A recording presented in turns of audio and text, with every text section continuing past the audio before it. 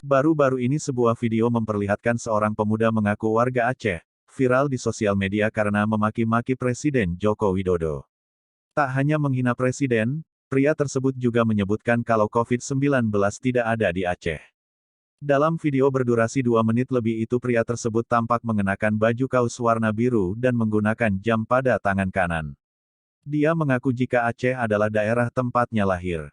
Selain menghujat dengan kata-kata kotor, pemuda tersebut juga mengkritik masa kepemimpinan Jokowi. Menurutnya, saat ini banyak orang-orang yang telah masuk penjara akibat mengkritik presiden.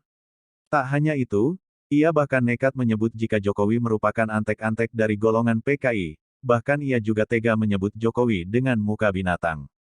Kau PKI jangan jadi jahanam, kau Jokowi ya.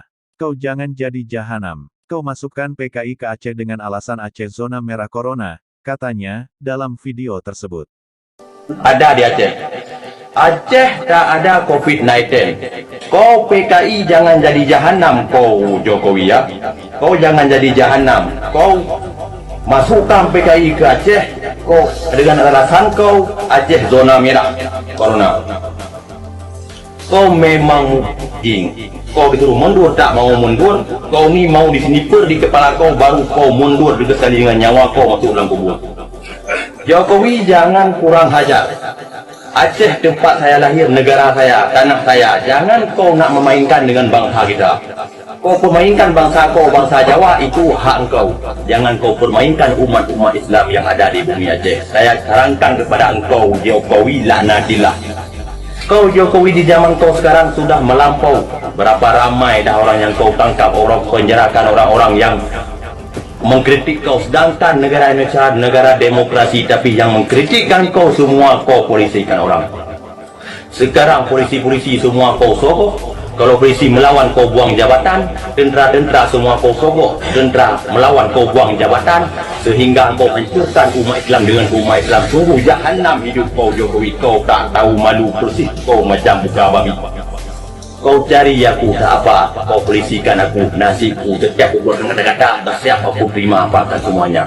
Saya himbaukan kepada bangsa saya yang ada di bumi Aceh sekarang ini, kalau ada tim medis datang dari negara PKI masuk ke Aceh untuk mengecek COVID-19, segera bakar. Di mana dia buat tempat itu untuk mengecekkan COVID-19, dibakar tempat itu, bakar masa, keluar, bangkit bangsaku bangkit. Ini semua otak PKI. Otak PKI ingin menghancurkan.